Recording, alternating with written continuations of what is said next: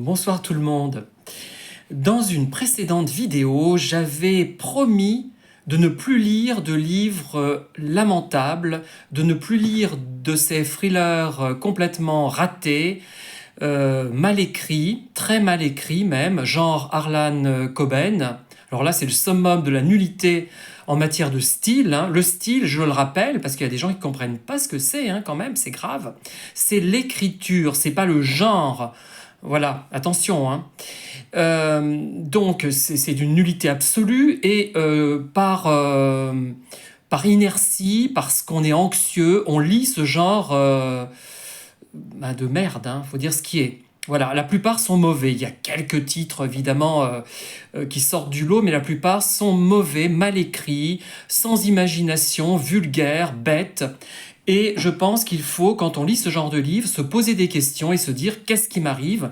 Est-ce que mon cerveau commence à ne plus suivre? Est-ce que je suis en dépression? Est-ce que ça ne va pas? Est-ce que j'ai plus d'objectifs? Est-ce que je suis trop angoissé pour lire autre chose?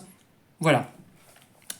Et par contre, je n'avais pas promis de ne plus lire d'ineptie dans d'autres genres. Je pense notamment au fantastique, également à la science-fiction. Et là, je suis tombé sur un livre d'une collection Angoisse, édition Fleuve Noir, d'André Karoff. Vous savez que cette collection Angoisse est assez prisée et elle comprend quelques titres très intéressants. Mais là, malheureusement, je ne suis pas tombé sur un titre intéressant. C'est Madame Atomos prolonge la vie. C'est une série consacrée à cette femme génisse du mal, je ne sais pas comment on peut dire, une japonaise qui est contre les Américains. Voilà, et ça a été publié en 67, celui-là, mais la série a commencé avant.